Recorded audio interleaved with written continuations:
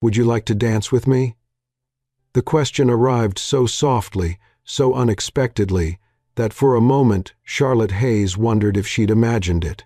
His voice, low, warm, steady, felt impossibly out of place amid the string quartet's bright notes and the laughter of the wealthy white guests swirling across the polished ballroom floor. She tightened her grip on the stem of her champagne flute. There was absolutely no way that question had been meant for her. Not here. Not tonight. Not when she had been strategically positioned in the far corner of the Hudson Valley Ballroom, like a decorative afterthought, her wheelchair angled just slightly off to the side, where no one would have to step around her. Around her, the wedding of her younger sister unfolded like a glossy magazine spread, crystal chandeliers shimmering overhead, waiters in black waistcoats weaving through guests with trays of rosé, and the bride Olivia in a curve-hugging lace gown designed to attract envy. Everything was beautiful. Everything was curated.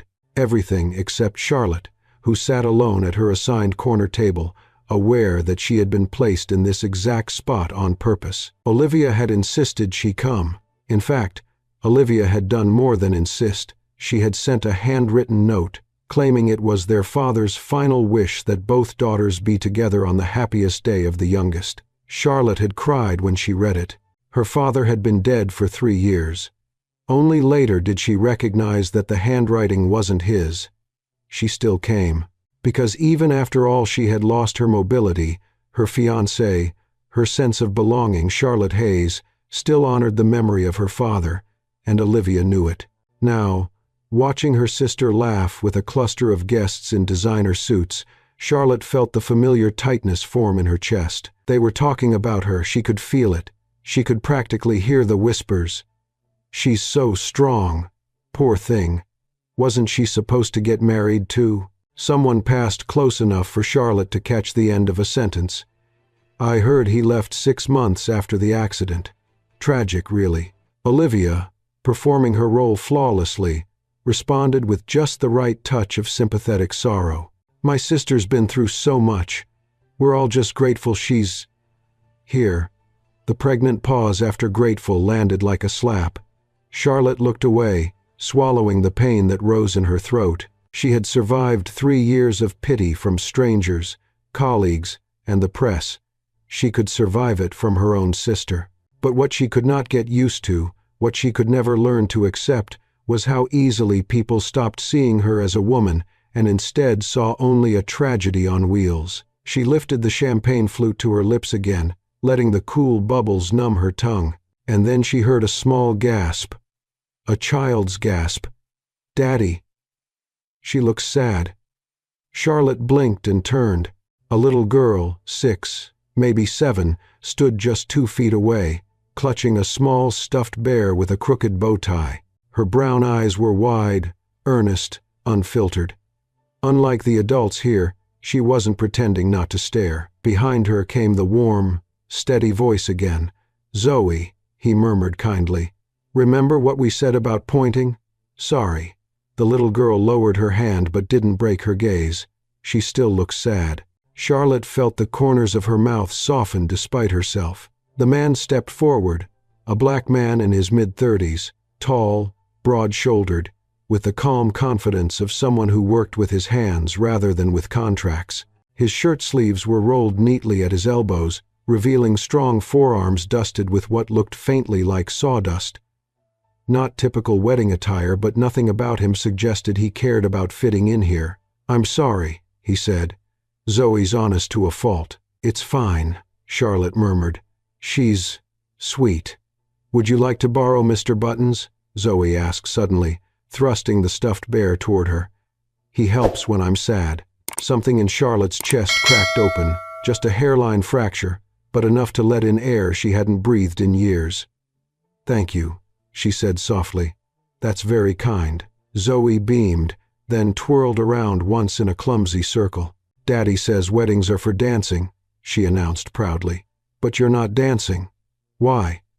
The words hit sharper than intended, but it wasn't malice, just childhood truth. Before Charlotte could form a polite answer, the man stepped closer. His smile was gentle, Maybe she hasn't been asked yet. And then he turned those steady eyes on Charlotte. No pity, no discomfort, no hesitation. Would you like to dance with me? Her mind stumbled. Her heart did, too. For a moment, she couldn't speak. Behind the man Marcus, she would learn later, she caught sight of Olivia, standing stiff near the champagne tower, watching with hawk-like intensity.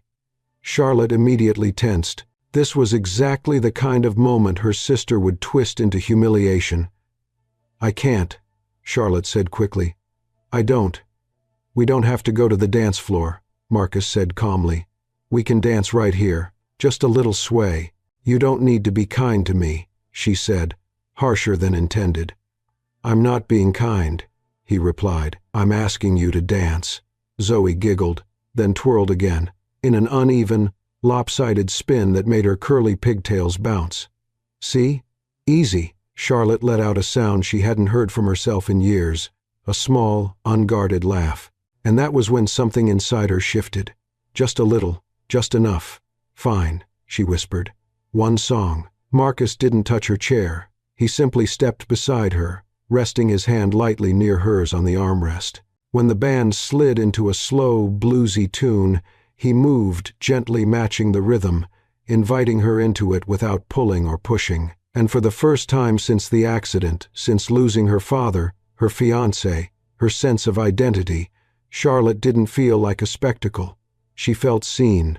From across the room, Olivia narrowed her eyes, her painted smile tightening as she watched her carefully choreographed moment of sisterly humiliation dissolve into something she never intended, a shimmer of hope. When the song ended, Marcus stepped back just enough to give her space. Zoe clapped like she'd just witnessed magic. "Are you coming to the park on Sunday?" she asked boldly. Marcus chuckled. "What she means is Zoe and I always get ice cream at Central Park on Sundays. You're welcome to join us." Charlotte hesitated. Her first instinct was always no. No to risk, no to vulnerability, no to hope. "I'm busy," she said quietly. Marcus didn't push. "If you come, we'll be there." Later, back in her silent penthouse overlooking the city lights, Charlotte looked at her phone, a message from a number she didn't know. "Thank you for the dance. Zoe says Mr. Buttons approves." Charlotte stared at the screen for a long moment, her pulse unsteady. Then, with hands she hadn't realized were trembling, she typed back, "What time on Sunday?" If Charlotte's story has touched you so far, don't forget to like this video and subscribe for the next chapters. Your support helps bring these heartfelt journeys to life. Charlotte woke before her alarm, the Sunday light just beginning to filter through the floor-to-ceiling windows of her penthouse overlooking Central Park. She had barely slept, her mind circling around a single message on her phone, a message that somehow felt heavier and warmer than anything she'd received in years. What time on Sunday? She had typed it impulsively, almost recklessly, before she could stop herself. And Marcus had replied within minutes. "We're usually there by noon. Zoe insists it's the perfect ice cream hour." Charlotte reread the exchange now, her thumb grazing the screen as though the words might vanish if she blinked too long. Noon. That was less than 4 hours away. She should cancel. She knew she should. The version of herself she had carefully built over 3 years, the version made of steel, silence, and immaculate self-control, would never allow something so unpredictable, so personal, so hopeful. Yet as she sat up in bed, the familiar ache in her lower back reminding her of everything she had lost, she realized she didn't want to cancel. Not yet. She made her way through her morning routine, transferring carefully into her wheelchair, fixing her hair into a smooth, low bun, choosing a navy blouse and soft gray slacks. Simple, elegant, unremarkable. Her stylist often picked bold colors for magazine shoots, but today she wanted softer edges. Today she wanted to blend in rather than stand out. She ordered a wheelchair-accessible car through a private service, the same one she used for board meetings and investor events. The driver, an older man with silver hair and a gentle voice, greeted her the way she wished more people would, with respect but without pity. "Central Park West, Miss Hayes?" "Yes, thank you." As the van pulled into traffic, Charlotte watched pedestrians through the tinted glass, joggers, dog walkers, elderly couples strolling slowly with linked arms. She wondered when simple activities like those had begun to feel like distant dreams instead of everyday life. The car dropped her at the entrance near 72nd Street. The park was alive with weekend energy. Children chasing bubbles, couples sharing pretzels, a saxophonist playing a soulful rendition of Ain't No Sunshine near the path. The scent of roasted almonds drifted through the breeze. It was a slice of New York that reminded people her age 45 and older of why they'd fallen in love with this city decades ago. Charlotte guided her chair along a paved path she knew well from the years before the accident, the years when she'd jogged here every morning beside her father, discussing business strategies and the ethics of leadership. "You build for people, not profit," he always said. She swallowed hard at the memory. And then she spotted them. Marcus stood near an ice cream cart, one hand in the pocket of his jeans, the other holding Zoe's tiny backpack decorated with flower patches. He looked nothing like the men who typically circled her world. No tailored suit, no expensive watch, no manufactured confidence. Instead, he radiated an unpolished, grounded steadiness, a man shaped by work, loss, and responsibility. Zoe saw her first. "Charlotte," she squealed, abandoning her melting cone and running toward her. She stopped just short of the wheelchair, bouncing on her toes. "Mr. Button said you'd come. Daddy said maybe you wouldn't." Marcus approached at a slower pace, wiping a streak of chocolate from Zoe's cheek. "I didn't say that," he corrected gently. "I said she might have a busy Sunday." "Busy with what?" Zoe demanded. "Ice cream is important." Charlotte laughed, a real, startled laugh that drew the attention of a passing elderly couple who smiled warmly at her. She couldn't remember the last time strangers smiled at her without sympathy attached. "Well," Charlotte said, "maybe Mr. Button's convinced me." Zoe grinned proudly. Marcus's eyes softened. "Glad you made it," he said. "We usually sit near the lake. It's quieter there." They walked. He walked. She rolled down a winding path toward a bench overlooking the water. Ducks floated lazily across the surface. A few older men tossed breadcrumbs and argued lightly about baseball stats from the 1,980 seconds. Marcus sat on the bench. Zoe perched beside him, swinging her legs. "So," Marcus said, "how's the Ice Queen of Manhattan this morning?" Charlotte almost choked. "Excuse me?" He cleared his throat, embarrassed. "Sorry. That's what the tabloids call you. I always hated it. Doesn't fit." She studied him, unsure whether to be offended or amused. "And what do you think fits? Someone who's been carrying too much for too long," he said simply. "Someone who needs a damn break." She wasn't used to honesty like that, not blunt, gentle, unfiltered truth without agenda. It made her spine feel less rigid, as though someone had loosened the bolts that kept her upright. "Tell me about your work," she said, shifting focus. His face brightened. "I design furniture, custom pieces, mostly reclaimed wood, oak, walnut, whatever I can find. It started as a hobby when my wife got sick, something to keep me grounded." "I'm sorry," Charlotte said softly. Zoe mentioned. Her voice trailed.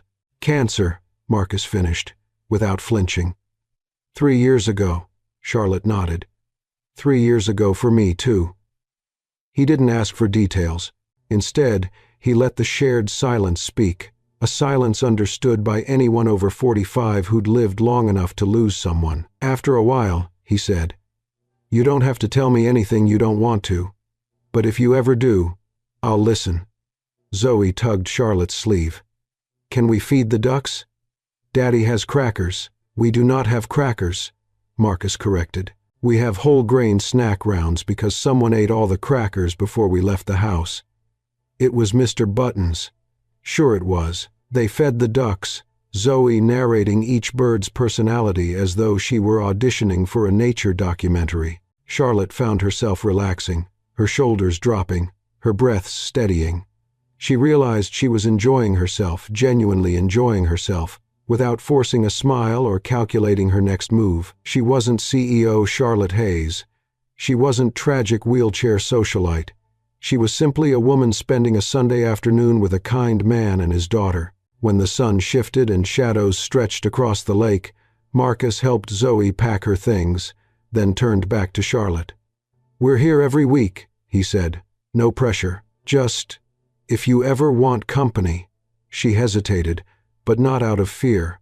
Out of unfamiliarity, with warmth, with gentleness, with the idea that someone might want her company with no strings attached. "I'd like that," she said finally. Zoe squealed and hugged her carefully, loosely. The way children somehow instinctively know how to be gentle. "Next time," Zoe said solemnly, "you have to tell us a secret. Daddy says everyone has one." Marcus groaned. "Zoe." "What?" "It's true," Charlotte smiled. "Maybe I will." As they walked away, Zoe skipping, Marcus shaking his head, Charlotte watched them until they disappeared behind a row of tall elms. For the first time in years, the ache in her chest felt less like grief and more like space.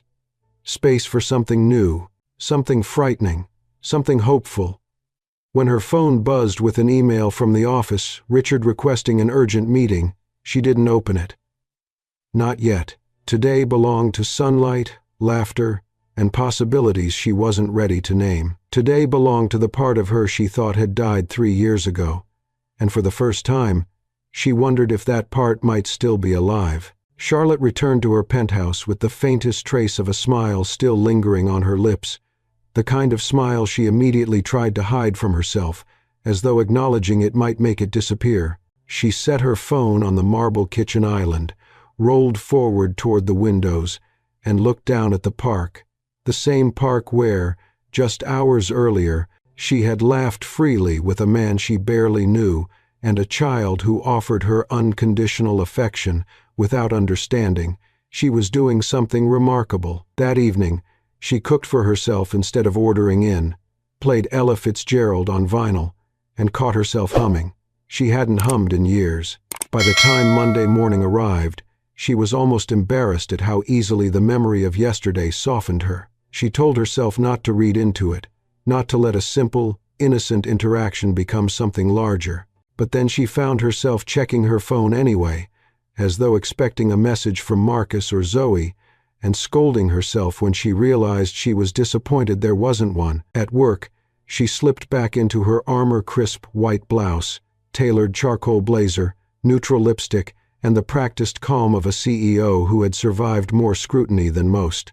She rolled into the boardroom at Hayes Development's Midtown headquarters, where a panoramic view of the skyline greeted her like an old adversary. Richard Cole, the CFO, gave her a thin, professional smile from across the table, the kind of smile sharpened by years of ambition. "Morning, Charlotte," he said. "You're glowing. Weekend treat you well?" It wasn't a real question. Richard didn't ask real questions. She offered a polite, distant smile. It was fine. Richard's eyes flickered with something unreadable, curiosity, suspicion, calculation. He had been a mentor once, long before the accident, long before the tabloids called her the Ice Queen, but people changed when power shifted. They always did. As the meeting dragged on, Charlotte realized her attention kept drifting, slipping toward thoughts she didn't invite, thoughts of a woodworking shop, of a little girl's laughter, of a man with warm eyes and sawdust on his sleeves. She forced herself back to focus as the team discussed the upcoming inclusive housing project.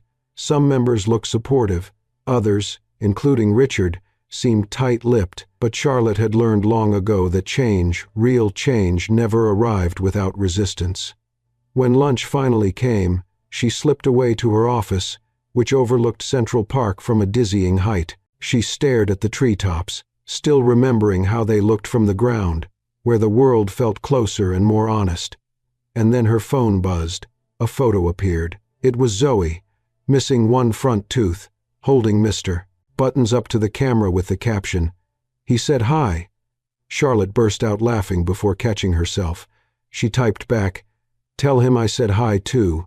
A minute later came another message from Marcus this time. Zoe insisted, "Hope your Monday isn't too brutal." She hesitated, fingers hovering. She wasn't used to casual warmth. Finally, She replied, "I've had worse. How's your day?" His response came quickly, as if he'd been waiting. "Busy, but better now. Better now." Simple, direct, no pretense. The rest of her afternoon felt strangely lighter. When the workday ended, Charlotte decided to do something she hadn't done since before the accident. She went out alone. She took her wheelchair-accessible van back to Central Park, rolled quietly down a familiar path, and let the cool evening air brush against her cheeks. She passed families picnicking, joggers weaving around strollers, an elderly man feeding pigeons from a brown paper bag. New York at dusk had a way of reminding its residents of the years they had survived and the ones they still had left. As she reached the boating lake, she noticed a young couple taking engagement photos. The photographer kept asking the woman to tilt her head, soften her smile, relax her shoulders. The woman tried. She really tried. But something in her posture told Charlotte she was forcing joy rather than feeling it. Charlotte looked away, her stomach tightening with an old, unwelcome memory. Her own engagement photo session, the last time she'd worn heels, the last time her fiancé had held her waist without hesitation. She shut her eyes until the ache retreated. When she opened them again, she found herself wishing Marcus were here. Not because she needed him, she told herself, but because she liked how the world felt when he was. Later that night, she received another message. This time, it was a picture of a half-finished wooden toy truck and a workbench behind it. Marcus wrote, "Zoe wants to gift this to you when it's done. She says you need more happy things in your house." Charlotte stared at the photo for a long moment before replying, "She might be right." His next message read, "Then we'll make sure you get plenty." She set her phone down, overwhelmed by a warmth that frightened her. People had promised her kindness before. People had disappeared before. And yet, this felt different. Or she wanted it to be. On Thursday, she sent a message without overthinking it. "Are you free Sunday? I could join you at the park again." The reply came quickly. "We'd like that." Sunday arrived with clearer skies and warmer temperatures. As soon as the van stopped, Charlotte spotted Zoe racing toward her with the wooden toy truck held high above her head. "We finished it. Daddy let me paint the wheels. Do you like it? It's for your house so it won't feel lonely." Charlotte's heart squeezed. "It's perfect." Marcus walked toward them, hands in his jacket pockets, smile soft and knowing. "She worked hard on it," he said. "I can tell," Charlotte replied. They found a spot near the Bethesda fountain, where an older saxophonist played a familiar tune, something mellow and nostalgic, the kind of music people over 50 always pause to appreciate. Marcus sat on the steps. Charlotte positioned her chair beside him. Zoe danced in small circles nearby, pretending her stuffed bear was following her choreography. "She likes you," Marcus said quietly. "Kids don't pretend. When they feel safe, they just show it." Charlotte tilted her head. "Do you feel safe?" Marcus looked at her for a long, thoughtful moment.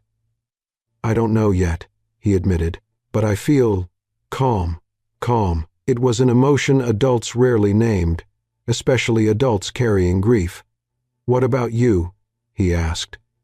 Charlotte searched for her answer. She didn't feel calm exactly. She felt something sharper, alive, almost like possibility. "I feel awake," she said. Marcus nodded slowly, as though he understood better than she did.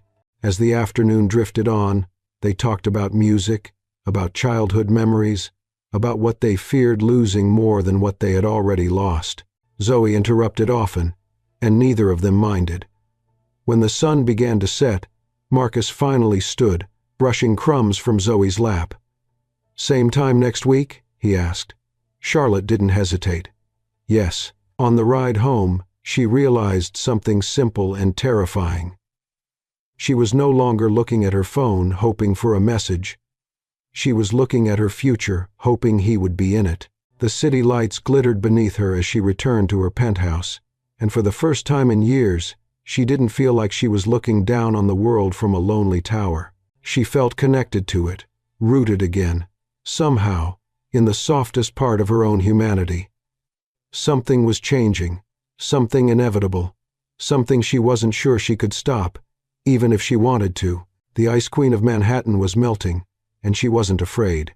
The following Sunday, Charlotte arrived at the park earlier than usual. She had told herself it was because she wanted to find parking that worked well for the van, or because she preferred to avoid the midday crowd, or because she needed time to clear her head before seeing Marcus and Zoe again. But deep down she knew the truth. She was eager in a way she hadn't felt in a decade, not since before the accident, before the tabloids, before life carved permanent bruises into the softest parts of her. She waited beneath a large elm tree, pretending to check emails while stealing glances toward the path. When Marcus and Zoe finally appeared, Zoe skipping, Marcus carrying a paper bag of snacks, Charlotte felt an involuntary warmth spread across her chest. Zoe ran to her immediately, holding up something wrapped in tissue paper. "We made you another present. Daddy says we shouldn't spoil you, but I don't think presents spoil people. Do you think so?" Charlotte laughed. "I think some people deserve a present once in a while." Zoe beamed triumphantly. "See, Daddy? Told you." Marcus shook his head and grinned, the kind of smile that didn't flash but radiated. "She insisted," he said. "I'm starting to think she's going to take over the world someday." "Good," Charlotte replied. "Someone should." They took their usual place near the fountain before Zoe sprinted off to chase pigeons. Marcus sat beside Charlotte, elbows resting on his knees, posture relaxed in a way that contrasted sharply with the uptight men she usually interacted with. He watched Zoe dart across the plaza, then glanced at Charlotte. "You look different today," he said. "Different how?" "Lighter," he said simply. "Less like the world's balancing on your shoulders." She looked away, embarrassed but oddly comforted. "Maybe the world's not as heavy as I thought." They spent the morning talking about small things, Zoe's school project, Marcus's attempts to fix a stubborn cabinet door, the best pizza slice in Brooklyn. It felt ordinary. It felt extraordinary. After a while, Marcus asked, "Would you want to see where I work? The shop's not far from here." Zoe loves showing it off. Charlotte hesitated, not because she didn't want to, but because she wasn't used to being invited into people's personal spaces. Vulnerability always came with risk. "If you're comfortable," she said softly, "then, yes." Marcus seemed genuinely pleased. They walked to a nearby parking lot where his truck was parked. It was an older model, scratches on the paint, a dent on the bumper, but it was clean, cared for, loved. "I didn't bring the accessible ramp today," Marcus said apologetically. "But the shop's close. I can walk beside you." "That's fine," Charlotte said. The Brooklyn neighborhood where the shop was located felt like another world entirely. It wasn't polished or curated. It was loud, warm, messy in a human way. Street vendors selling hot dogs, parents yelling after their kids, older men sitting on stoops arguing politics. Charlotte felt strangely safe. The workshop smelled of sawdust, linseed oil, and something deeper, something steady and honest. Wooden beams lined the walls. Tools hung in neat rows. On a large work table rested several half-finished projects. A dining chair, a bookshelf, a toddler-sized rocking horse painted soft cream. Zoe ran inside as though she owned the place. "This is where Daddy makes magic," she announced. Marcus pretended to groan. "It's just furniture. It's not just anything," Charlotte said, rolling closer to a carved oak panel. "This is beautiful work." He scratched the back of his neck. "I appreciate that. Some weeks I'm not sure I can keep the lights on. Customers are steady, but the building owner keeps raising the rent. I'm 3 months behind." Charlotte's instinct was to fix it immediately. She could buy the building outright in under 10 minutes with the right call, but she didn't say that. She knew how it felt to have your worth questioned, to feel pitied. So she simply said, "Your work deserves better than a landlord who doesn't understand craftsmanship." Marcus exhaled quietly, almost in relief. "Thank you. Most people don't think furniture making is a real job anymore." Most people don't know what they're talking about, she replied. He looked at her then, really looked at her, as though trying to understand the woman beneath the calm exterior. Do people underestimate you too? He asked. Charlotte gave a dry laugh. Only every day, she gestured toward her chair. Most of the time they see this first. I didn't, he said, and the simplicity in his statement made the air shift between them. Charlotte felt her heart contract, not painfully, but with recognition, almost gratitude. She wanted to change the subject before the moment became too vulnerable. Show me your tools, she said. He chuckled and obliged. He explained each machine with a craftsman's pride: planers, sanders, clamps, chisels worn smooth with years of use. He placed her hand on a piece of black walnut, guiding her fingers to trace the grain. This wood's older than both of us, he said. Makes you humble, working with something that'll outlast you. She nodded, hearing more in his words than he spoke. They spent nearly an hour exploring the shop. Zoe drew pictures on scrap wood and presented each one with a flourish. Charlotte couldn't remember the last time she felt so ordinary, so unobserved, so unjudged. Eventually, Marcus asked, "Would you like to see something you won't get in Midtown?" "Always," she replied. He led her behind the shop, where a small rooftop terrace overlooked the neighborhood. It was nothing glamorous, just cracked concrete, old flower pots, and a string of mismatched lights. But the sun hit it beautifully, warming the edges of every surface. "I come up here when life gets too loud," Marcus said. "Sometimes I think better when I'm closer to the sky." Charlotte took a slow breath. "I know the feeling." They stood together in quiet for a moment, watching clouds drift above apartment rooftops. A flock of birds swept across the sky in a rhythmic arc, moving as one. "Funny," Marcus murmured, "how people think New York is cold. But every time I'm up here, all I see is life." "You sound like my father," Charlotte said without thinking. Marcus looked at her gently. "You miss him?" She nodded. "Every day. He must have been proud of you." "I'd like to think so," she whispered. They stayed there longer than either expected. When it was time to leave, Marcus walked her back toward the van. Zoe hugged her goodbye, leaving a faint chocolate smear on Charlotte's sleeve. Marcus looked almost apologetic. "She gets enthusiastic." "I like enthusiastic," Charlotte said. "It's contagious." His smile lingered as he stepped back. "Same time next week?" "Yes," she said without hesitation. But as she rode home through the late afternoon traffic, her phone buzzed with a message from Richard. "We need to meet. Urgent." The spell of the day cracked for a moment. Yet, even as tension coiled in her stomach, she looked out at the city vibrant and chaotic and felt something new blooming inside her. The world she lived in and the world Marcus showed her were colliding, and for the first time, she wondered if that collision might not break her. It might save her. Charlotte walked into the office Monday morning with the quiet confidence she had rebuilt over years of discipline and necessity. But beneath that armor, beneath the tailored navy blazer, the subtle perfume that reminded her of simpler years, the calm expression she wore like a second skin, there was something softer pulsing inside her. A warmth, a lightness, a trace of joy she hadn't permitted herself in a long time.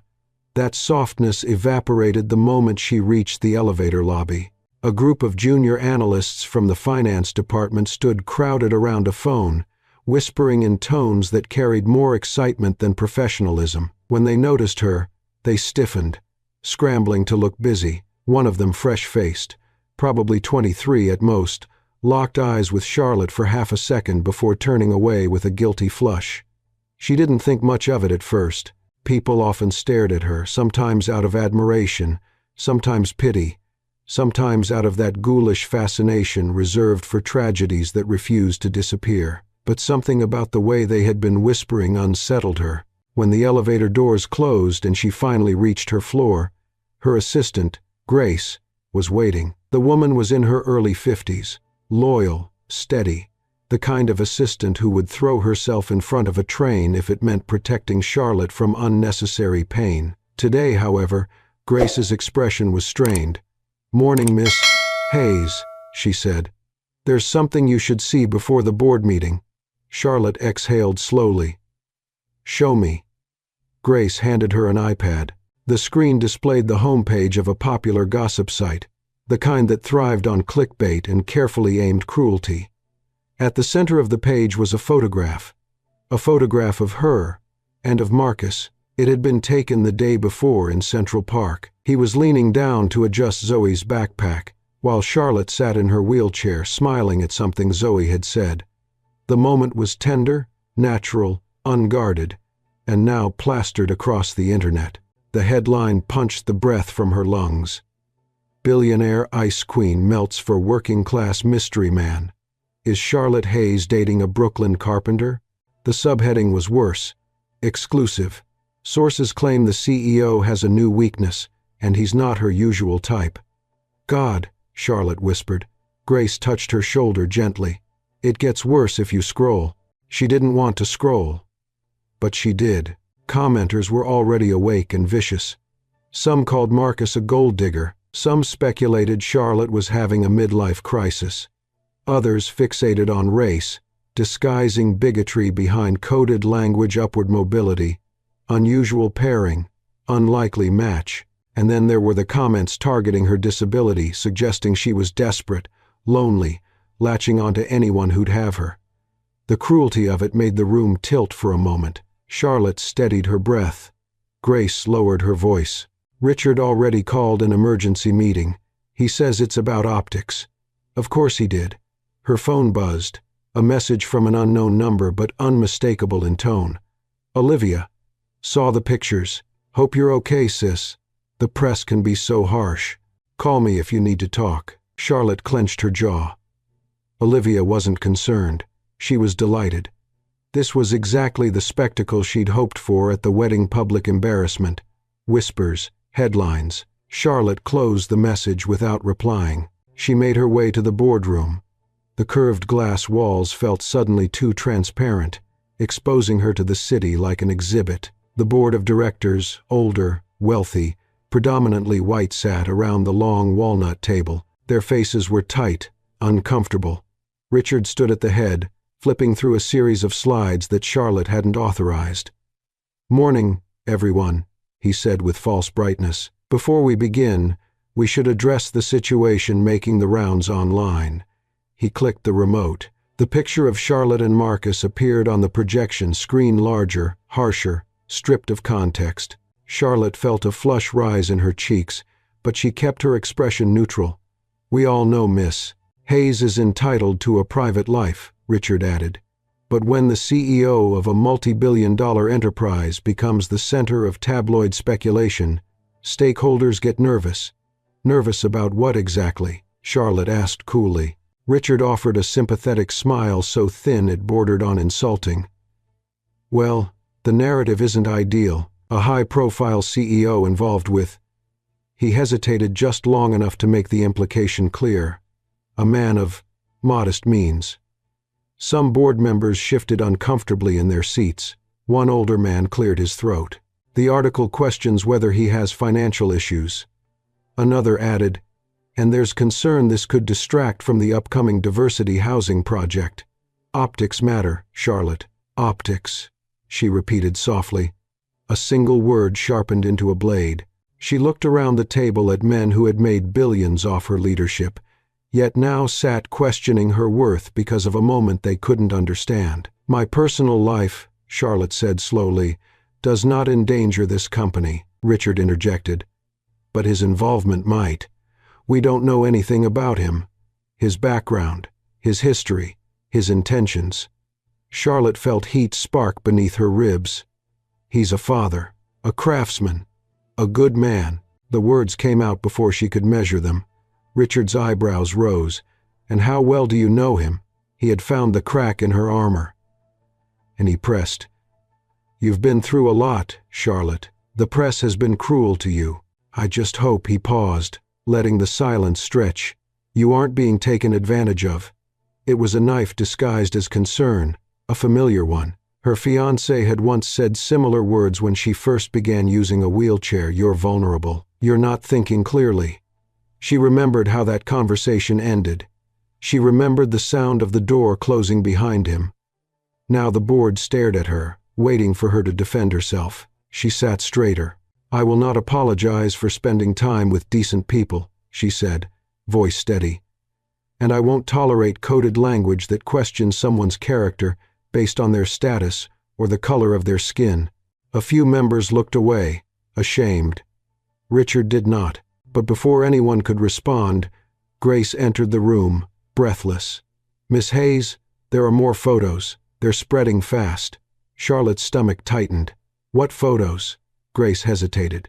"Someone followed you after the wedding. There are older images, too. You and Mr. Reed at the lake, at the workshop, even outside your building." A chill ran through the room. Someone gasped. Someone else muttered, "Oh no." Charlotte felt someone had stepped into the most private corners of her life and turned the lights on without permission. "Who took them?" she whispered. Grace shook her head. "We don't know yet, but they're everywhere." Richard folded his arms. "This situation is escalating. We need to consider a public statement. And perhaps," his voice softened to a poisonous whisper distance, there it was, the warning, the threat, the suggestion that she should cut Marcus out of her life because the world disapproved. Charlotte inhaled slowly. "Meeting adjourned," she said. "I'll handle the statement." As she rolled back toward her office, the whispers from the elevator lobby replayed in her mind. The comments online, the photos taken without her knowledge, the coded bigotry in the boardroom. She had spent years building a fortress around her heart, carefully curated, impenetrable. And yet somehow, without meaning to, Marcus and Zoe had slipped inside, and now the world wanted to make her pay for it. She closed her office door, stared out at the city she had spent her life conquering, and whispered to herself, "They don't get to decide who I am." But even as she said it, she knew the storm had only begun. Charlotte spent the rest of the morning pretending she wasn't unraveling. She issued a brief statement through PR comm, measured, sterile enough to pacify investors. "Miss Hayes does not comment on her personal life. Nothing more, nothing less." It would have to do, but inside, the hum of anger, humiliation, and something more fragile fear kept tightening in her chest. She didn't fear the scandal. She had survived worse. She feared what the world's cruelty might do to Marcus, or worse, to Zoe. Around noon, Grace reminded her she still had a scheduled meeting with Richard about the fiscal overview for the upcoming quarter. "You can cancel," Grace said gently. But Charlotte shook her head. Running from Richard would only embolden him. She rolled into the executive conference room a few minutes early. Richard was already there, standing at the far end of the long mahogany table, rearranging a stack of folders with the kind of meticulous precision that always made her uneasy. He looked up with a practiced smile. "Charlotte, I'm glad you came. I was worried the morning's distractions might derail the workday." She ignored the jab. "Let's get started." Richard sat, crossing one leg over the other in that stiff, patrician way that signaled he felt comfortably in control. He flipped open a folder, though his eyes remained on her. "You know," he began casually, "it's not uncommon for CEOs to face scrutiny. But what concerns me, what concerns the board, is that this particular situation may compromise your objectivity." "Objectivity?" Charlotte repeated. Richard lifted a brow. A relationship with a man under financial strain could invite conflict of interest, or worse, undue influence. Charlotte's pulse quickened. "What do you know about his finances?" "I know enough," Richard replied calmly. "His workshop has outstanding debts. He's behind on rent. His business margins are, let's say, precarious. And all of this," he gestured vaguely, as though referencing the gossip site, "is a perfect narrative for exploitation." "You're implying Marcus is using me," she said flatly. "I'm implying," Richard said, leaning forward, "that men in desperate situations sometimes make desperate choices." Charlotte forced her voice to stay level. "You're stepping into territory that's not your concern." "Everything that touches the reputation of this company is my concern," he countered. And so is your well-being. I hope you know that." The fake warmth in his tone scraped at her nerves. For years after her father's death, she had depended on Richard's guidance. In many ways, he'd become the closest thing she had to an advisor. And yet, moments like this reminded her how dangerous it was to mistake professional loyalty for personal care. She steeled herself. "If you have fiscal updates, give them. Otherwise, this meeting is over." Richard didn't flinch. Instead, he slid a thin document across the table. "There is one more issue." She scanned the page. A projected summary of the inclusive housing project. A red line slashed across the final column labeled "Projected Profit." "The board is requesting reconsideration," he said softly. "They believe your recent publicity may affect investor confidence. If the market senses instability in leadership, launching a socially driven, low-margin initiative could threaten our standing." Charlotte set the page down. "We're not canceling the project." "Charlotte," Richard sighed, "you're letting emotions cloud judgment. You've always had a soft spot for these idealistic ventures, but now," her temper flared. "Idealistic? It's housing for families who've been overlooked by this city for decades. It's the most important work we've done. And it's unprofitable," he shot back. "We are not a charity." "We're not vultures either," she said. "If my father were here, he isn't." The words were cold, sharp. She stared at him, stunned by the bluntness. Richard rarely slipped. His cruelty usually came wrapped in politeness. But now, his patience seemed to be thinning. "Your father wasn't running this company alone," he added more smoothly. "He understood compromise." "No," Charlotte said tightly. "He understood humanity." Richard's jaw flexed. "This scandal has shifted board sentiment. You need to distance yourself from the man in those photographs, for the sake of your reputation and the company's future." She met his gaze without blinking. "I will not base my personal life on prejudice disguised as professionalism." His nostrils flared, but he maintained composure. "Think about it. The media is painting him as a working-class single father, a struggling black carpenter involved with a billionaire CEO. You know what people will assume. You know the narrative will not favor you. The narrative is poison," she said, "and you're repeating it." Richard leaned back in his chair, folding his hands. "I'm being realistic. The world does not treat people like him fairly. That includes anyone associated with him." "People like him," she echoed. "Meaning?" He didn't answer directly. He didn't need to. The tension in the air crystallized into something sharp and unmistakable. "Thank you for your concern," she finally said, "but my decisions are mine. Just know," Richard warned softly, "the board may intervene if they believe your judgment is compromised." She saw it then, the ambition, the hunger, the willingness to manipulate optics and morality alike to secure his own position. "Is that a threat?" she asked. "A caution," he replied, "from someone who has always tried to guide you." She rolled back slightly. "Meeting's over." Richard didn't stand, didn't move. He simply watched her with eyes that no longer pretended to be warm. As she left the room, she felt his gaze on her back. Not protective, not supportive, calculating. Grace met her outside. "Everything all right?" "No," Charlotte said quietly, "but it will be." She returned to her office, but her hands trembled slightly as she lifted her phone. She wanted to call Marcus, to hear his voice, to feel grounded again. But then she remembered the headlines, the comments, the invasive photos. She didn't want to cause him more trouble. Instead, she sent a short message. "Hope your day is going well." Minutes later, he responded. "Better now." Her heart softened. The simple sincerity in his words cut through the noise of the day. But even as she clung to that warmth, she knew the storm building around her had gained a new center. A man she cared about.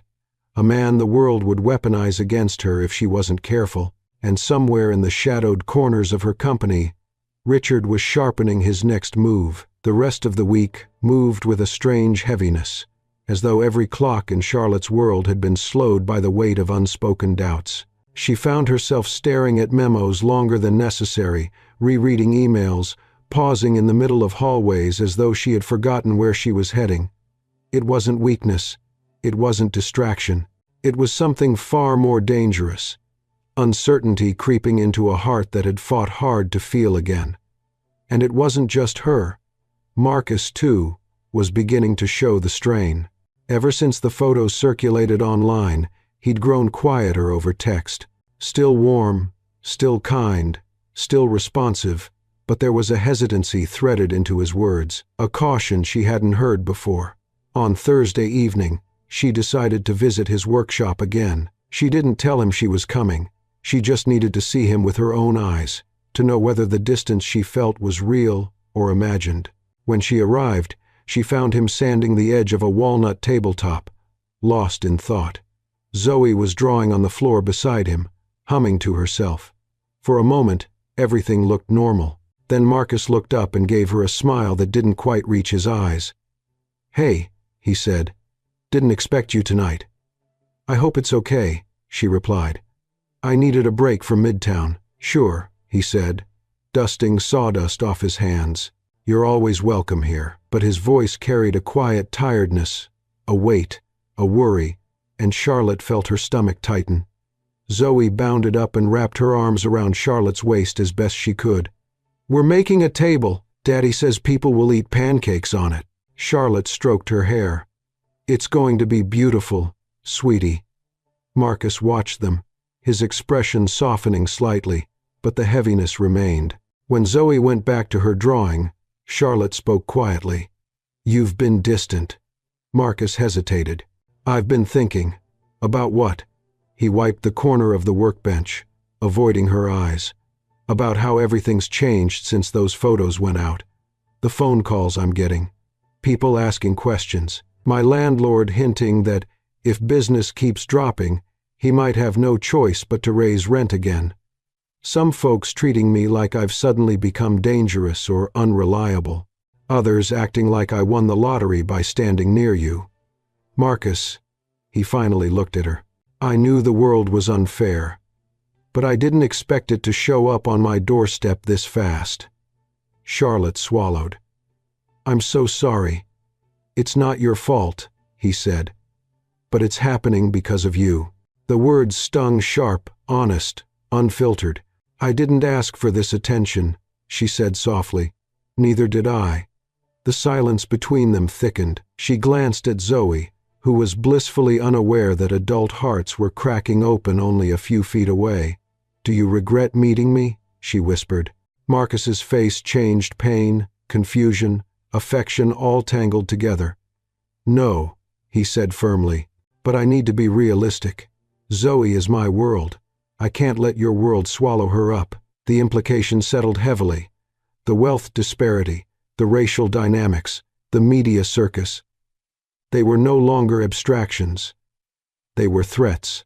"I never wanted to bring chaos into your life," Charlotte said. "I just wanted—" She couldn't finish.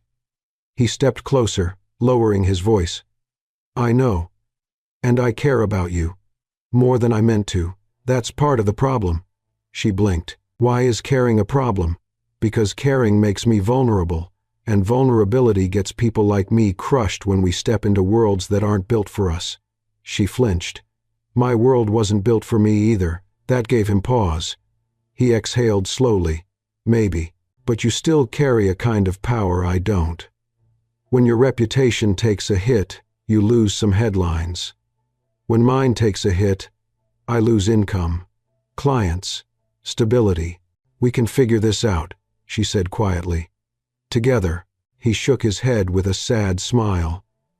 "You don't know what figuring it out looks like when you're not the one in control."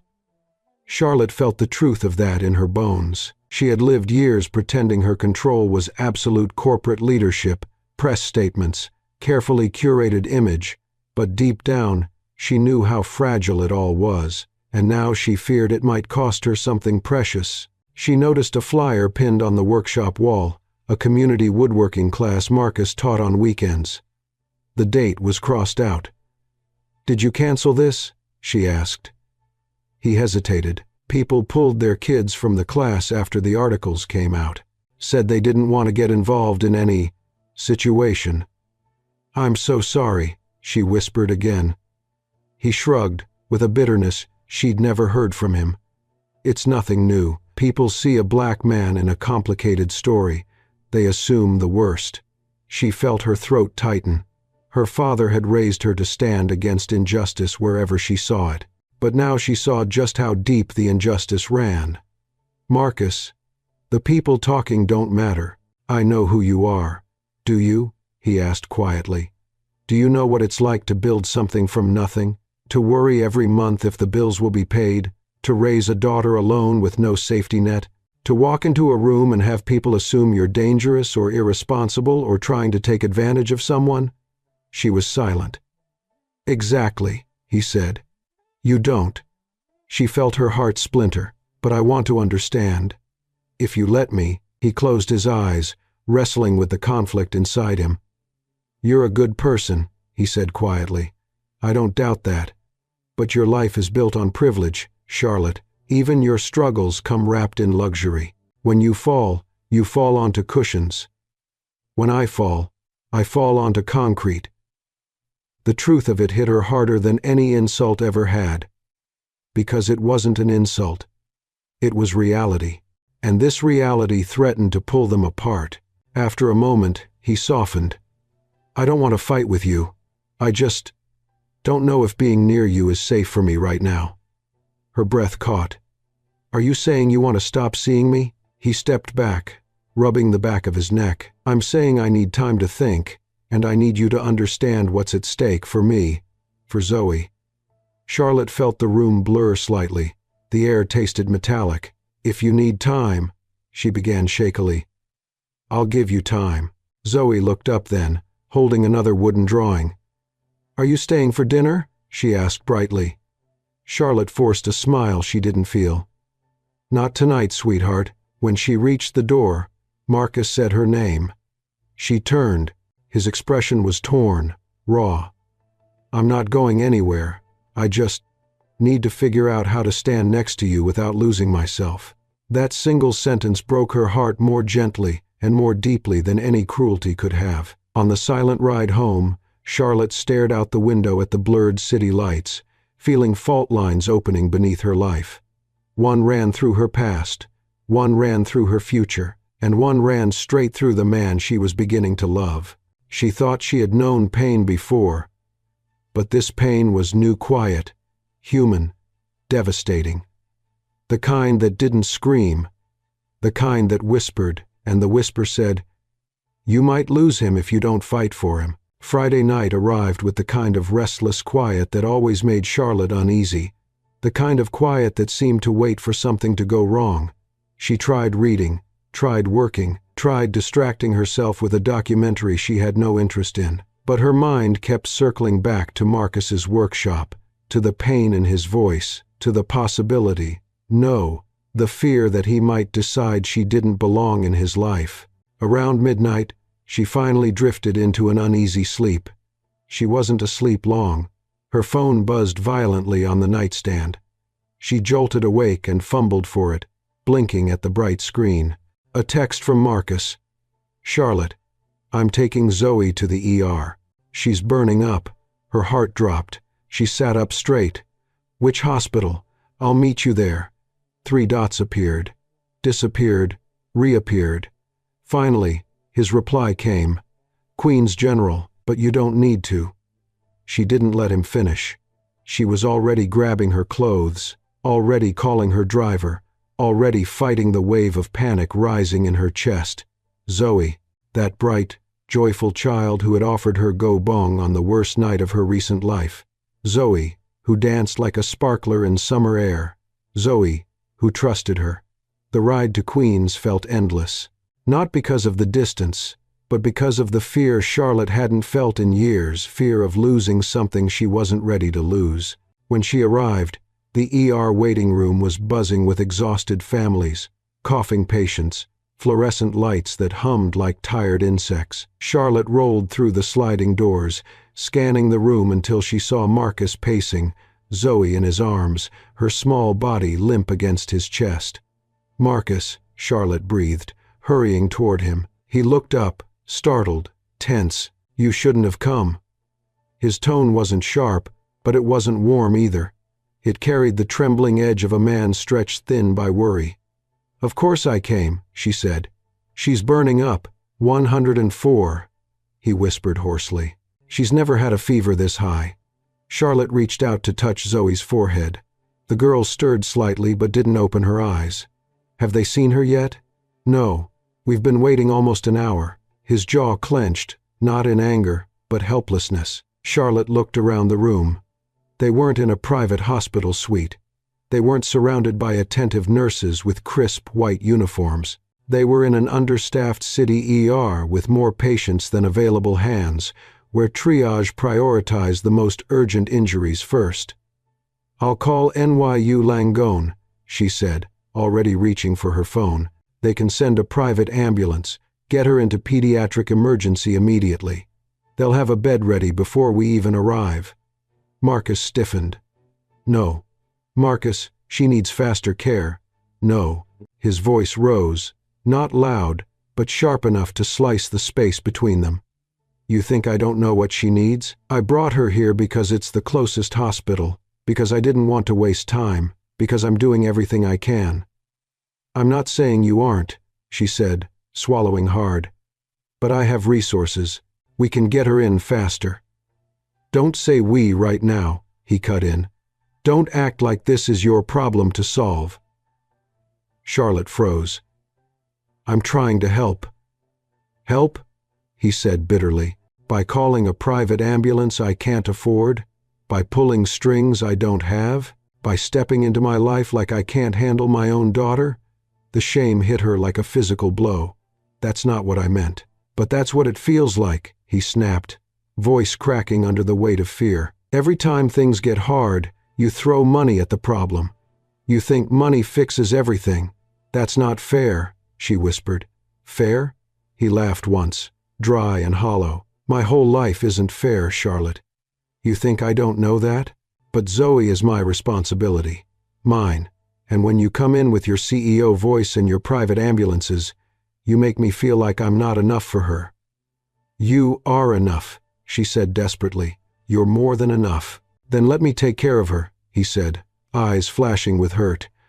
"Let me handle this the way I know how."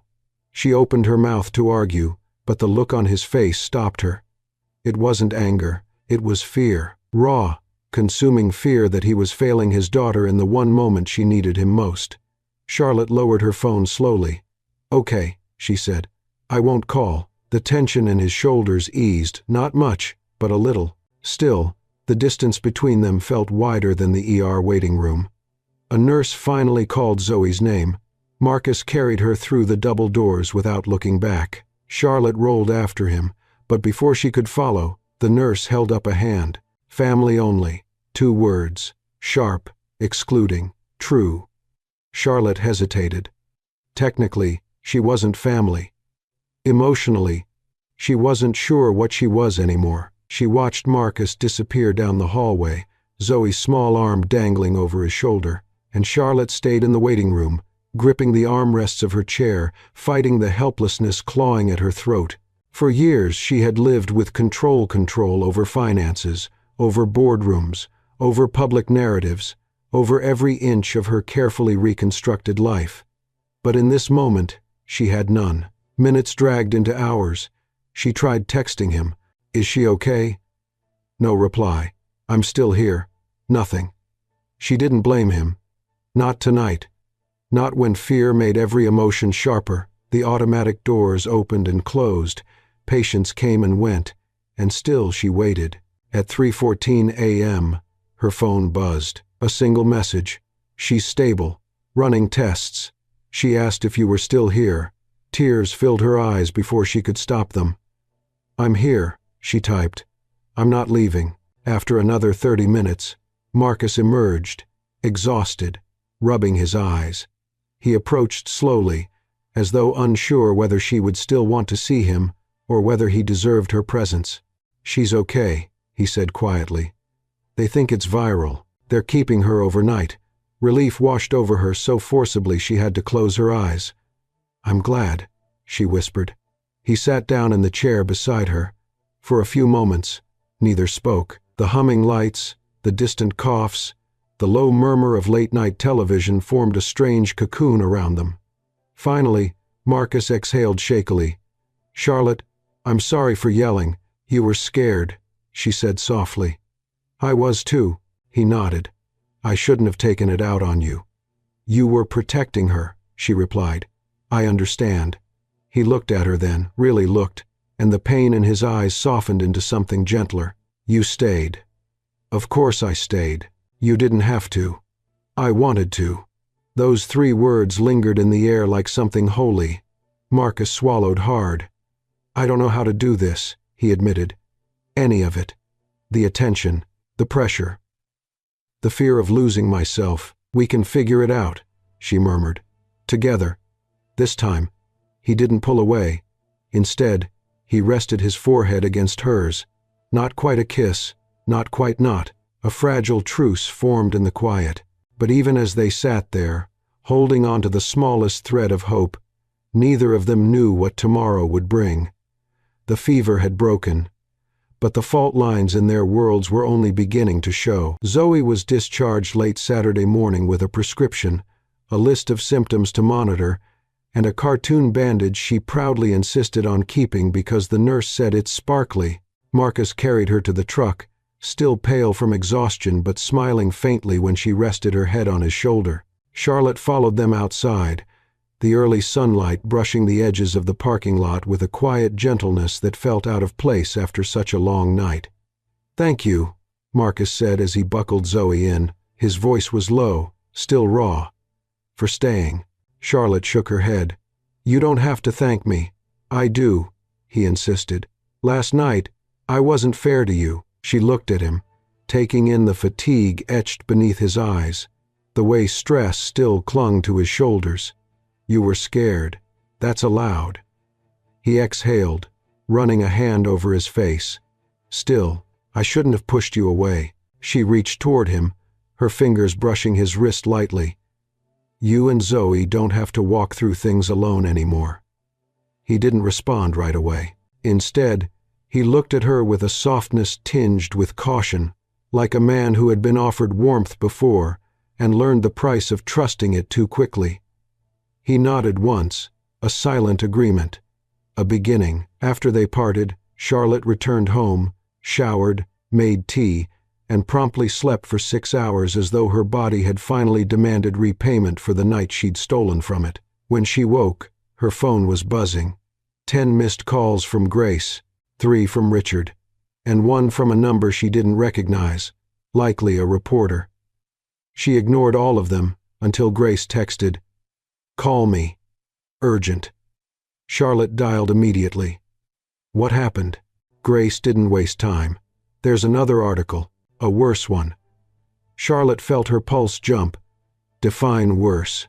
Grace hesitated. They dug into Marcus's past. The air in Charlotte's condo seemed to freeze. What do you mean, Doug? Everything, Grace whispered. His finances, his credit history, medical bills from his wife's cancer treatments, the workshop debt, even custody documents. Charlotte felt nausea rising. Custody documents? They're implying he's unstable. That Zoe might be better off with someone, more financially secure. The cruelty of it made Charlotte grip the edge of the counter. That's disgusting. It gets worse, Grace added softly. They mentioned you, suggested that if you and Marcus continue seeing each other, the stability you could provide might be viewed favorably in future custody evaluations. Charlotte nearly dropped her phone. They're framing me as a reason he could lose Zoe? Yes, Grace said, or as a reason he should give her up to you. A sound escaped Charlotte's lips, half gasp, half fury. He's going to think I'm involved in this. I know, Grace murmured. That's why I called. Charlotte grabbed her bag, already rolling toward the elevator. I'm going to Queens.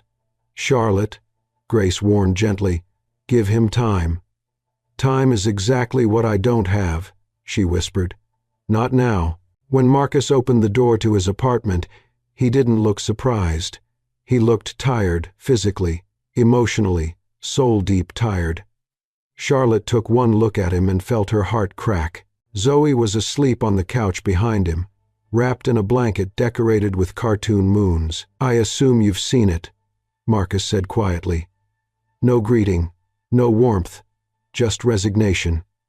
"Yes," Charlotte replied. "Every word of it is a lie or a distortion. They twisted your life into something ugly." "They always do," he murmured, leaning against the doorframe. "People like me don't get the benefit of the doubt. Marcus, I swear to you, I had nothing to do with this." He closed his eyes briefly. "I want to believe you." "Then believe me," she whispered. "Please, you know me. You know my heart." He exhaled shakily.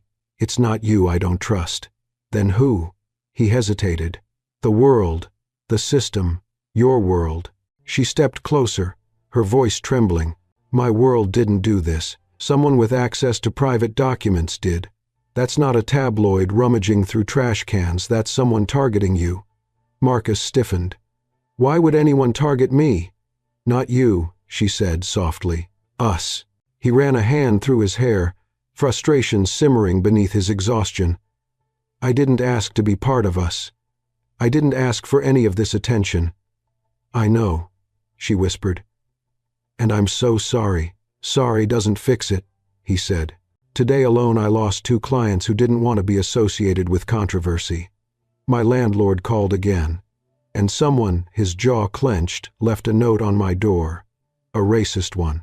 Charlotte felt heat flood her chest. "What did it say?" He didn't answer. The silence was enough. Rage simmered beneath her ribs, not at him, but at the faceless cowards tearing apart a good man's life. "You shouldn't have to carry this alone," she said. "Let me help." "Help how?" he asked bitterly. "With lawyers, PR teams, money, if that's what it takes." "No," he said firmly. "That's the problem. Every time something goes wrong, you try to fix it with resources I don't have. And that just reminds me how different our worlds are." "Our worlds don't have to be separate," she insisted.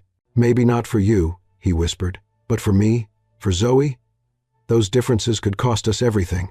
She felt her throat tighten.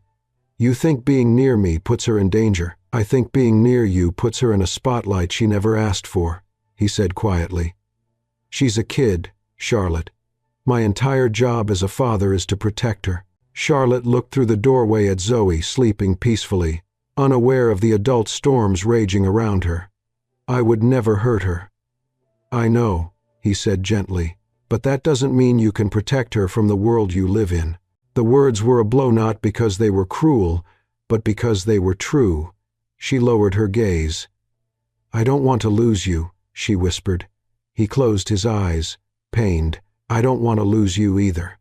"Then why are you pushing me away?" He took a long breath. "Because I don't know if love, whatever this is becoming, is enough to survive what the world throws at us." She felt tears sting her eyes.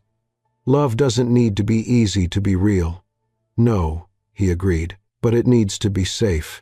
He stepped back slightly, not closing the door, not inviting her inside, balanced in that fragile space between distance and longing. "I need time," he said softly. "Time to figure out what I can handle, what Zoe can handle. And me? You're strong," he whispered.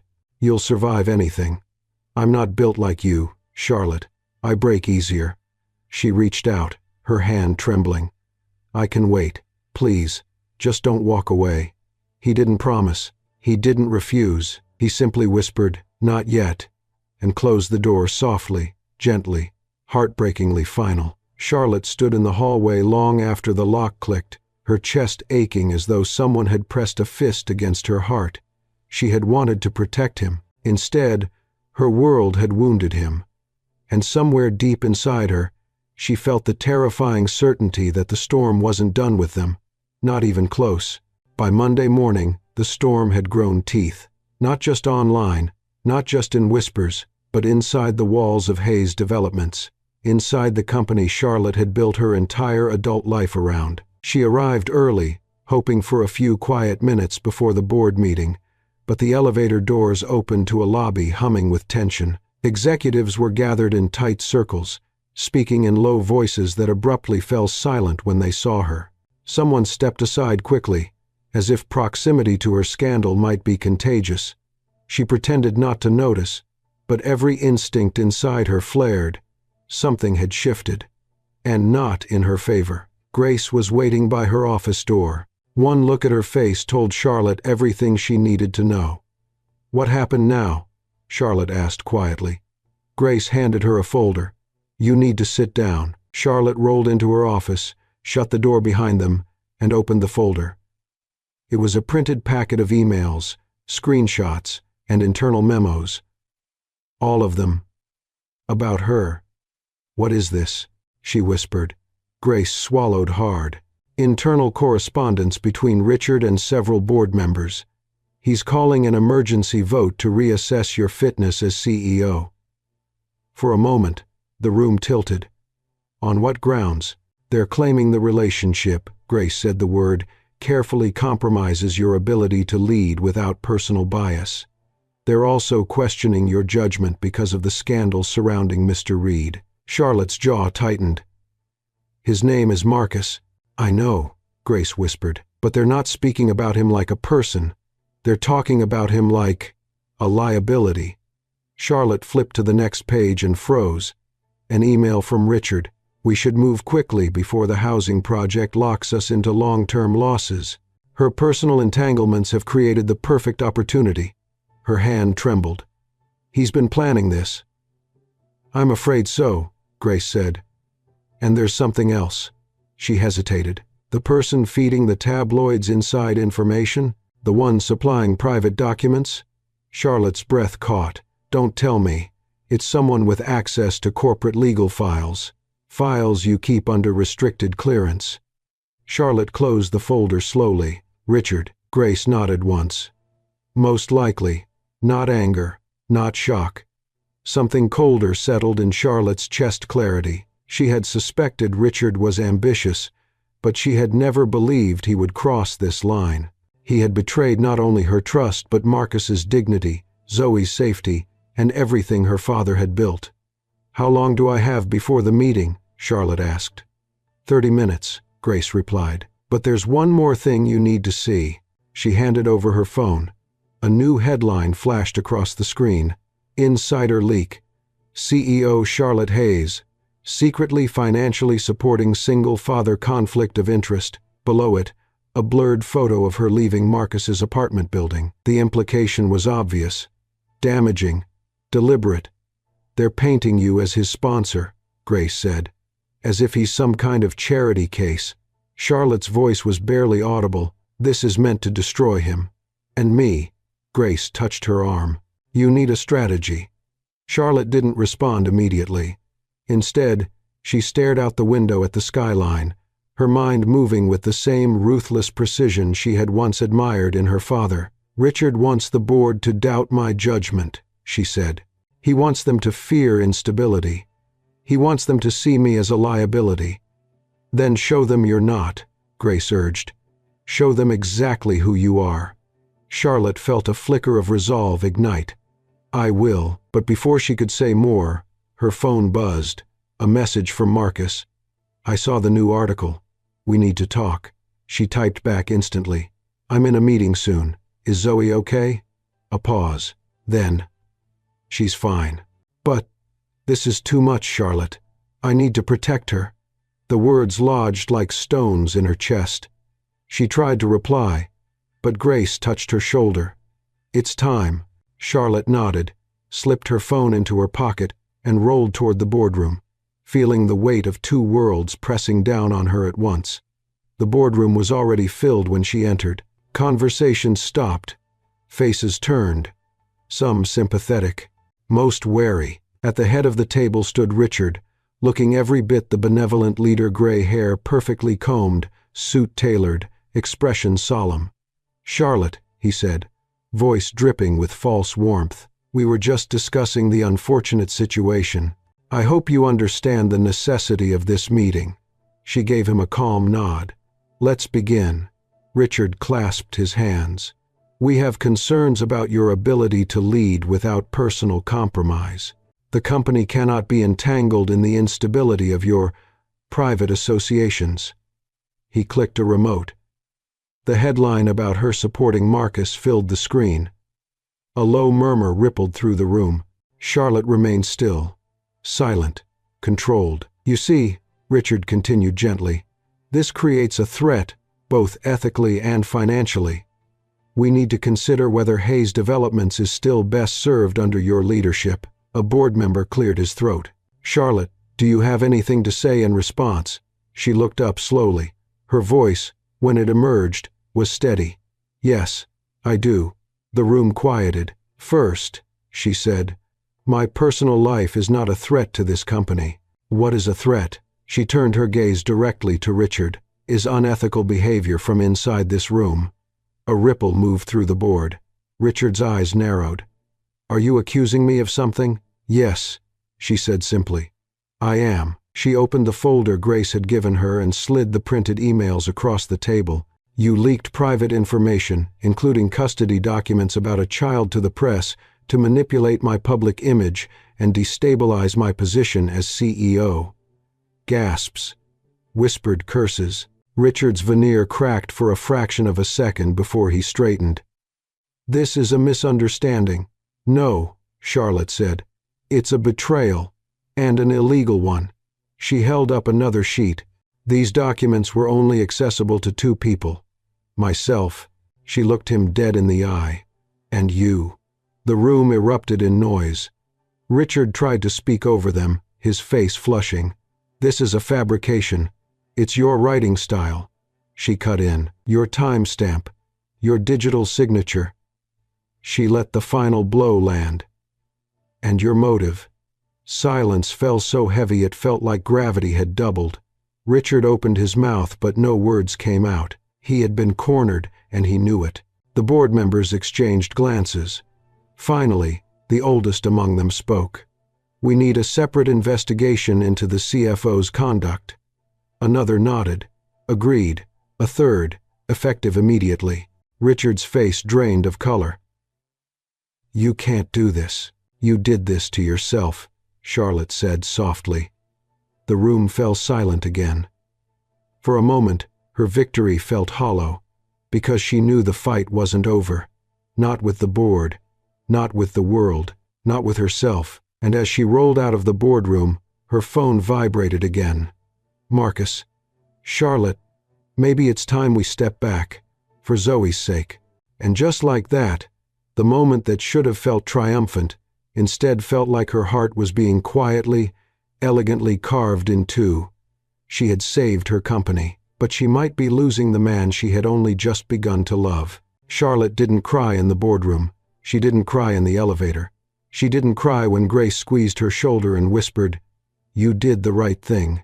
She waited. She waited until the glass doors of Hayes Development slid closed behind her, and the city wind rushed against her face, carrying the sound of honking taxis, distant sirens, and the chatter of strangers who had no idea her world was quietly collapsing. Only then, only when she was alone in the back of her car, did she feel the edges of her composure begin to fray. Marcus's message replayed in her mind like a bruise being pressed. "Maybe it's time we step back, for Zoe's sake." She closed her eyes. She knew he wasn't wrong. That was the worst part.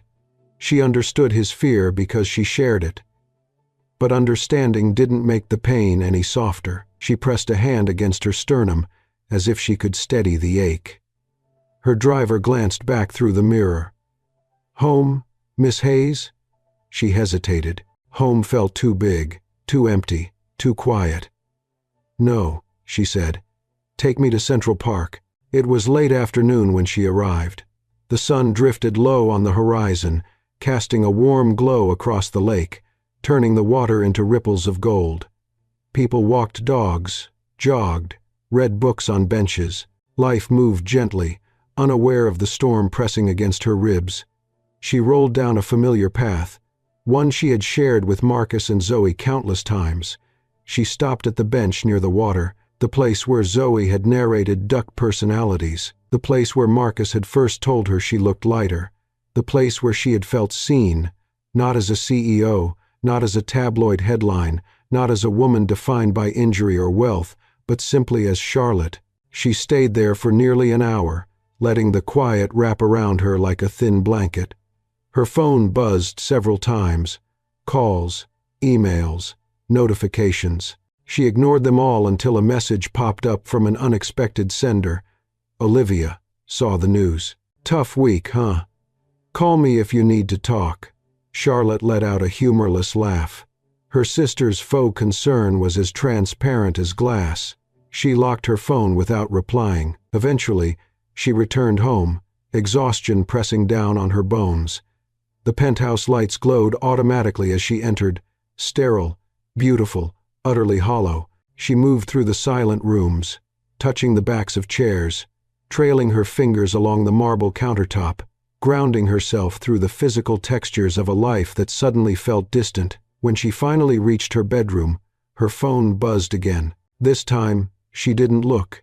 She changed into soft cotton pajamas, pulled her hair into a loose bun, and rolled toward the window overlooking the city. She sat there, staring at the skyline as dusk deepened into twilight, until the apartment felt like it was holding its breath. Then she picked up her phone. One unread message. Marcus. Her heart kicked painfully. She opened it. "Can I call?" For a long moment, she didn't move. Then she typed, "Yes." The phone rang almost instantly. She lifted it to her ear. Neither spoke at first. The silence felt like standing on opposite sides of a fragile bridge that might collapse if either of them stepped too hard. Finally, Marcus exhaled. "Charlotte, I'm sorry for the message earlier." Her throat tightened. "You don't have to apologize. You were being honest." "I was being scared," he corrected softly. She closed her eyes. "I was scared too." Another silence. Not cold, just heavy. "Zoe's better," he said. "Her fever's down. She's drawing planets on the living room wall right now. I'll have to repaint, but I don't care." Charlotte smiled faintly. "Tell her I want to see her masterpiece. She asked for you," he admitted quietly. Charlotte pressed her hand to her chest. "I miss her." He hesitated. "She misses you too." Another pause. She waited for him to continue. He didn't. Instead, he said, "Charlotte, I saw the headlines. The one about me being unstable. The one saying you're financially supporting us." The shame in his voice was palpable. "Marcus, those stories aren't just lies, they're attacks." "I know," he said. "But they work because I can't deny parts of them." She flinched. "You don't have to be rich to be stable." "That's not what the world sees," he replied. "The world sees a billionaire CEO and a broke carpenter. They assume you're the savior and I'm the problem." "You're not the problem," she said, her voice cracking. "But I might be," he whispered. "For you." "You're not," she insisted. "Marcus, your presence in my life is the first thing in years that feels real." He didn't respond. She heard him breathe, heard the conflict in that breath, fear, longing, doubt. Love he wasn't ready to admit aloud. "I'm not stepping away because I don't care," he said quietly. "I need you to know that. I care too much. That's the problem." Her heart stuttered. "Marcus, Charlotte," he said, gently cutting her off. "I need to protect Zoe. That comes before everything. Before me, before us." She felt the sting of tears. "I understand. I know you do," he said. "That's why this hurts so damn much." She swallowed hard. He continued, voice barely above a whisper. "But I also know you're fighting battles I can't help with. Battles I shouldn't be part of. Political ones. Corporate ones. Ones with consequences I can't shield Zoe from." "I don't want to protect her from you," Charlotte said. "I want to protect her with you." The line went silent. For a second, she thought the call had dropped. Then Marcus spoke again, soft, hesitant, full of unspoken emotion. "Charlotte, do you really think we can survive this?" She didn't hesitate. For once, certainty surged through her like fire. "Yes," she said. "If we don't give up." He let out a shaky breath.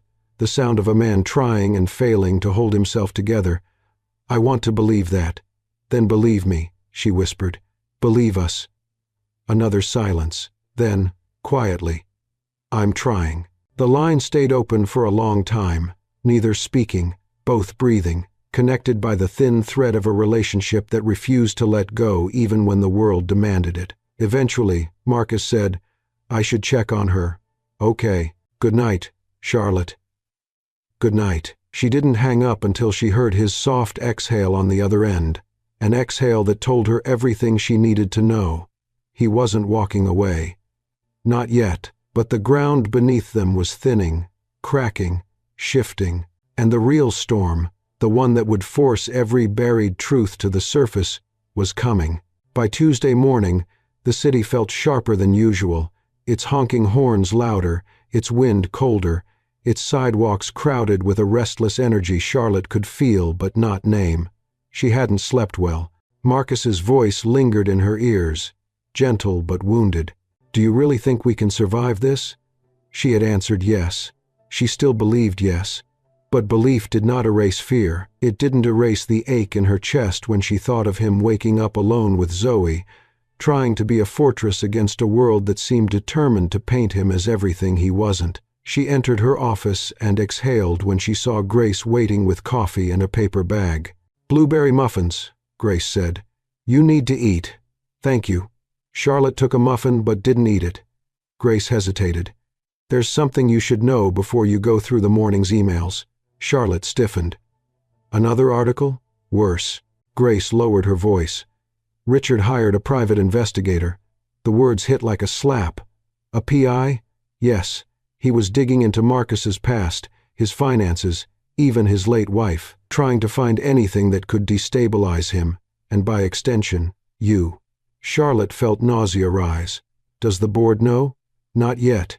But the investigator, he's sloppy. Someone recognized him hanging around Marcus's workshop. Word is spreading in the neighborhood." Charlotte closed her eyes. "So now Marcus thinks strangers are following him and Zoe because of me." Grace's silence answered for her. Charlotte pushed aside the untouched muffin. "I need to fix this." Grace nodded. "Whatever you need. I'm here." But Charlotte didn't answer. She was already moving, already calculating the steps between her and the man she refused to lose. She arrived at Marcus's workshop midday, without calling first. The door was open, not just unlocked wide open. A knot twisted in her stomach as she rolled inside. The shop was empty, tools scattered, a chair overturned. Panic clawed at her throat. "Marcus?" He appeared from the back room, shoulders tense, eyes dark with exhaustion and something sharper fear. His relief at seeing her was immediate, but not uncomplicated. He wiped his hands on his jeans. "Hey, hey," she echoed, breath unsteady. The door was open. "Yeah," he said, glancing away. "I needed air." Something in his voice trembled with anger he was trying to keep contained. "What's wrong?" she asked. He didn't answer immediately. Instead, he led her to the back room, stopped beside the workbench, lifted a single envelope. "This was taped to my door this morning." He handed it to her. The envelope was plain, but the dread inside it felt heavy. She opened it carefully. Inside, a printed photo of Marcus and Zoe leaving their apartment. Below it, typed in cold black letters, "Is this the life you want?" Charlotte's heart stopped. "Marcus, there's more." He handed her another page. Another photo, this time of Charlotte entering her office building. Caption, "The higher you climb, the harder they fall." She looked up, horrified. This wasn't the press. "No," he said, jaw clenched. This was personal. Her voice turned to ice. "Richard, or someone working for him," Marcus said. "Either way, it feels like someone's telling me to back off, to disappear, to leave you alone." She saw it then, the terror beneath his anger. "Marcus," she whispered, "I'm so sorry. I never wanted you or Zoe to feel unsafe." He turned away, gripping the edge of the workbench, shoulders shaking. "I can handle people talking about me." I've had that my whole life. But Zoe," his voice broke, "she's just a kid. She doesn't deserve this," Charlotte said. "Neither do you. But it's happening," he said fiercely. "And it started the moment I let you into my life." She flinched. "Don't say that." "It's the truth," he said, spinning toward her. "I was fine before. Not perfect, not rich, but fine. And then suddenly I'm on every gossip site. People are leaving threats on my door, and now someone is following my daughter, Charlotte." She felt the room tilt with his words. "I'm going to protect her," he said, voice breaking. "Even if that means protecting her from this." "From me?" she whispered. Marcus didn't answer quickly. That silence, the space between heartbeats, hurt more than any spoken words could. "From everything connected to you," he said at last. It was a knife, but Charlotte didn't pull away. "Marcus," she whispered, leaning forward. "I love." He closed his eyes sharply. "Don't say it. I need to." "Not when saying it might cost me my daughter," he said. Voice raw. "Not when some rich executive is digging through my past like I'm a criminal. Not when my entire neighborhood is whispering that I'm being set up for disaster." Tears burned behind her eyes. "I will make this right. I swear to you." "You can't fix everything with money or power," he said quietly. "This isn't a broken chair you can glue back together.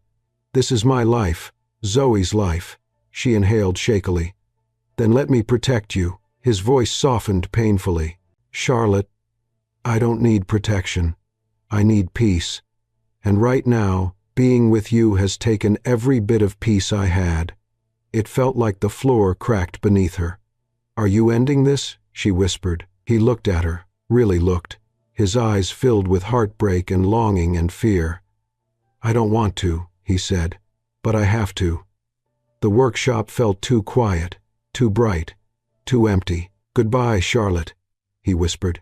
She felt the words slice through her, felt the silence afterward swallow her whole. She turned her chair slowly toward the exit.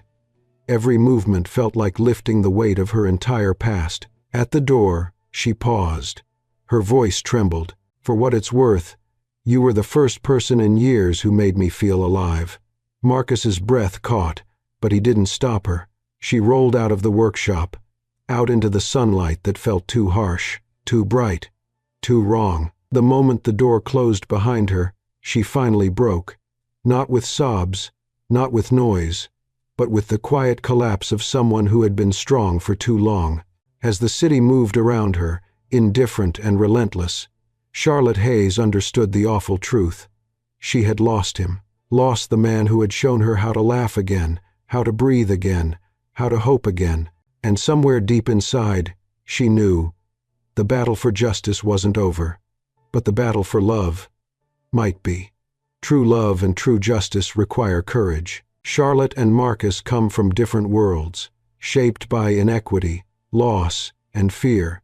Yet their connection reveals that dignity, compassion, and honesty matter more than status or circumstance. The story reminds us that strength is not found in power or wealth, but in choosing to stand by others even when the world makes it difficult. Love becomes meaningful not when life is easy, but when two people fight to protect each other's truth. And sometimes, stepping away is an act of protection, not abandonment, a reminder that healing, fairness, and understanding are battles worth fighting, quietly and bravely.